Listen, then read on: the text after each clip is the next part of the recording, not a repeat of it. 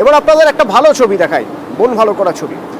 এখন না হয় গরমকাল, কিন্তু বসন্ত বা শীতে পুরুলিয়ায় মানুষ যেতে চান পুরুলিয়ার নান্দনিক সৌন্দর্যের জন্য। পুরুলিয়ায় পর্যটকরা যখন যান তখন সাহেব বাঁধ দেখে তাদের মন খারাপ হয়ে যেত, কিন্তু এখন দেখুন সাহেব বাঁধে কোনো কচুরিপানা নেই। এই কচুরিপানা সাফ করাটা খুব একটা সহজ কাজ ছিল না। ক্রমাগত দূষিত হয়ে পড়ছিল সাহেব বাঁধ, পরিযায়ী পাখিরা আসা বন্ধ হয়ে গিয়েছিল। তো সেই সাহেব বাঁধ কোন জাদু বলে আজ এরকম ঝকঝকে তকতকে হয়ে গেল? ইন্দ্র প্রতিনিধি আমার সঙ্গে সরাসরি রয়েছেন। ইন্দ্র, কতদিন লাগলো এই সাহেব বাঁধ পরিষ্কার করতে?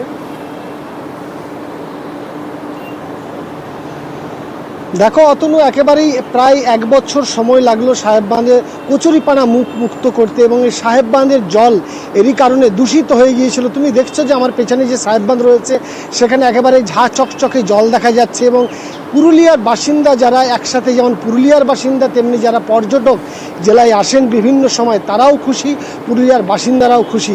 দীর্ঘদিন ধরে পুরুলিয়ার সাহেব বাঁধে এই কচুরিপানা পরিষ্কার করতে হিমশিম খেতে হয় পুরুলিয়া পৌরসভাকে, এবং এই নিয়ে নানা প্রশ্নের মুখে পড়তে হয় পৌরসভাকে। তবে অবশেষে পৌরসভা একেবারেই সাহেব বাঁধে কচুরিপানা মুক্ত করতে পেরেছে, এবং এই পুরুলিয়ার বর্তমানে যে সাহেব বাঁধের চেহারা আমরা দেখতে পাচ্ছি, সেই সাহেব বাঁধের চেহারা ছিল না, কচুরিপানায় ঢেকে গিয়েছিল, এবং এটাই যেন থাকে সেটাই চাইছে পুরুলিয়ার বাসিন্দারা।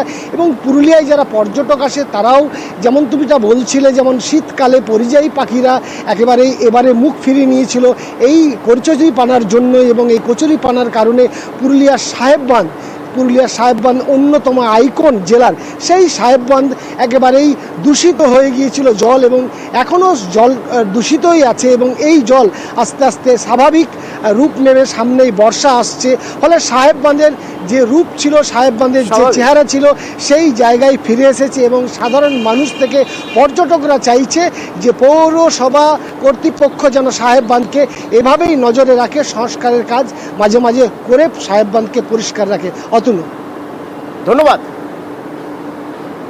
এখন দেখতে খুব ভালো লাগছে, তবে এরকম ভালোটাই যেন সবসময় দেখতে পাই। পরিষ্কার করতে কিছু সময় লেগেছে, ভালোই সময় লেগেছে, তো এই সব পরিষ্কারটা যেন বরাবর হয় সেটা দেখতে গেলে খুব ভালো লাগে।